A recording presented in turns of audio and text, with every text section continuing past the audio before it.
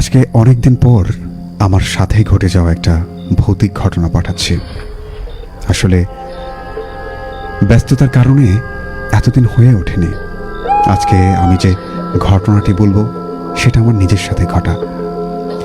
ঘটনাটি বেশ কয়েক বছর আগের ঘটনা, ঘটে যাওয়া। কোনোদিনও ভাবতে পারিনি এমন ঘটনার সম্মুখীন কখনো হব আমি। কখন কার কোন বিপদ আসে তা কেউ বলতে পারে না। আমি প্রাইভেসির কারণে জায়গার নামটি উল্লেখ করতে চাচ্ছি না। বলে রাখা ভালো, উনি ওনার নাম পরিচয় ঘটনার শেষে লিখেছেন। শহর ছেড়ে আমার মেজ কাকুর বাড়ি করেছে গ্রামে। আমার কাকুর 2 ছেলে 1 মেয়ে। মেয়েটা সবার ছোট। বড় ছেলের নাম ইমন আর ছোট ছেলের নাম রণ। ইমন আমার থেকে 3-4 বছরের ছোট, তবে ছোট হলেও আমাদের বন্ধুর মতো সম্পর্ক। আমি কাকুর বাড়িতে মাসে একবার হলেও বেড়াতে যাই। গ্রাম আমার খুব ভালো লাগে। রাতের বেলা চাঁদের আলোয় গ্রামের রাস্তায় ঘুরতে হাঁটতে আমার খুব ভালো লাগে। তাই আমি গ্রামে ছুটে যেতাম সুযোগ পেলেই। একবার শীতে কাকুর বাড়িতে বেড়াতে গেলাম। তখন আমি 8ম শ্রেণীতে পড়ি আর রাফি তখন 6ষ্ঠ শ্রেণীতে। সেবার কাকুদের গ্রামে একটা বড় মেলা হচ্ছিল। আমি আর ইমন বিকেলে মেলায় ঘুরতে গেলাম। অনেক বড় মেলা, অনেক কিছু পাওয়া যাচ্ছে সেখানে। আমরা নাগরদোলাতে উঠলাম, অনেক কিছু খেলাম, কিন্তু এত তাড়াতাড়ি যে রাত হয়ে যাবে তা ভাবতেও পারিনি। সন্ধ্যায় যখন আজান পড়ল তখন ইমনকে বললাম, রাত হয়ে গেছে, এখন চল বাড়ি যাই। ইমন বলল, কি যে বলো, কেবল আজান দিল, বাড়ি যাওয়া এখনো দেরি আছে, চলো আমরা সার্কাস দেখি। আমি ওর কথায় কিছু না ভেবে বললাম, চল আজ সার্কাস দেখবো। কিন্তু সার্কাস দেখা শেষ হলে যে রাত 12টা বাজবে তা কল্পনাই করিনি। মেলা থেকে বাড়ির দিকে হাঁটতে শুরু করলাম। তখন আমার মনে কেমন যেন ভয় লাগছিল, কারণ কাকার বাড়ি যে পথ দিয়ে যাব সে পথে একটা শ্মশান ঘাট আর একটা পুরনো কবর আছে। বুকটা ভয়ে ধুক ধুক করতে লাগলো। ইমনকে বললাম, তোর কারণে এত রাত হয়ে গেল।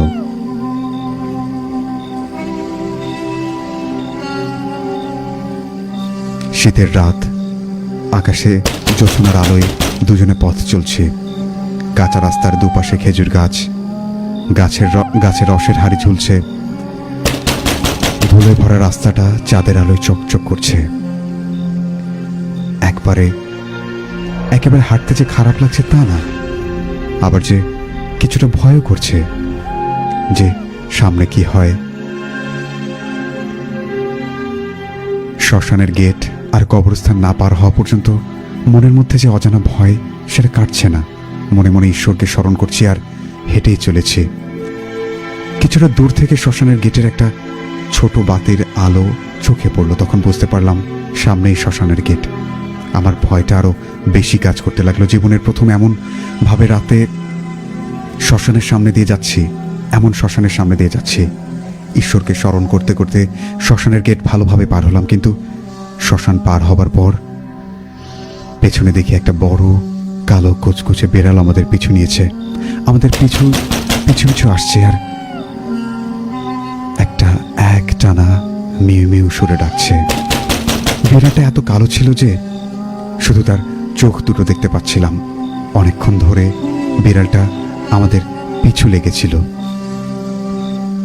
এমন খেপে গিয়ে রাস্তা থেকে কয়েকটা মাটির ঢিল নিয়ে বিড়ালটার দিকে ছুটতে লাগলো, কিন্তু অবাক হয়ে গেলাম, একটা ঢিলও বিড়ালের গায়ে লাগলো না।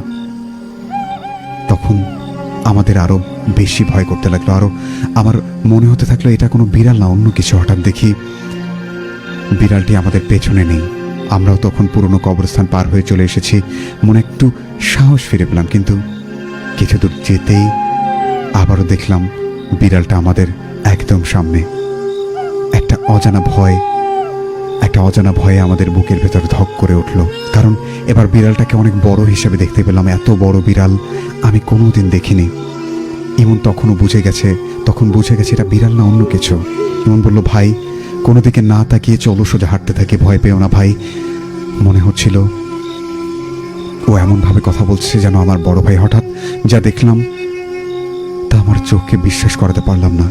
দেখলাম সেই বিড়ালটা সামনে একটা বড় শিমুল গাছ সে উঠে পড়ল, আর একটা বড় আকৃতি ধারণ করলো। আমরা দৃশ্যটা দেখার পর সারা শরীর কাঁপতে শুরু করলো। ইমনও ভয়ে সামনের দিকে এগিয়ে যেতে পারছে না। মনে মনে ঈশ্বরকে ডাকছি আর বলছি, হে ঈশ্বর, বিপদটাকে দূর করে দাও। দুজন পথে দাঁড়িয়ে আছি, সামনের দিকে এগিয়ে যেতে পারছি না। যদি বিড়ালটা আমাদের ওপর ঝাঁপিয়ে পড়ে। বিড়ালটা আমাদের দিকে বড় বড় চোখ করে তাকিয়ে আছে। কাছে পেলে যেন আমাদের খেয়ে ফেলবে। হঠাৎ কিছু দূর থেকে একটা টর্চের আলো দেখতে পেলাম। কে যেন আমাদের দিকে আসছে। লোকটি আমাদের কাছে আসতেই আমাদের দিকে টর্চের আলো মেরে বলল, কে ওখানে? ইমন নাকি?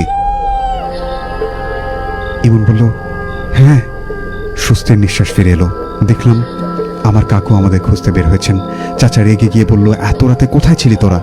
চাচাকে বললাম, ওই দেখো শিমুল গাছে কি।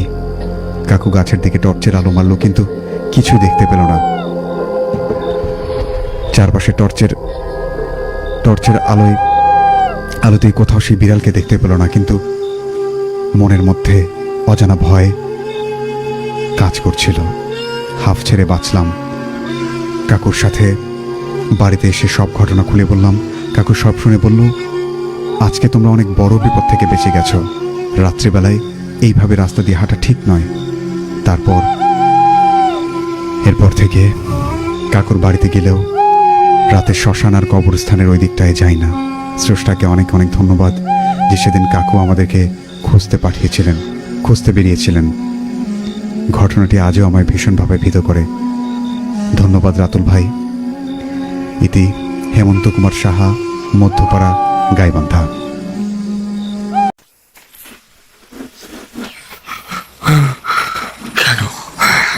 কেন তুমি আসো? আমি শুধু তোমার সাথেই থাকতে চাই। তুমি চলে যাও, প্লিজ চলে যাও।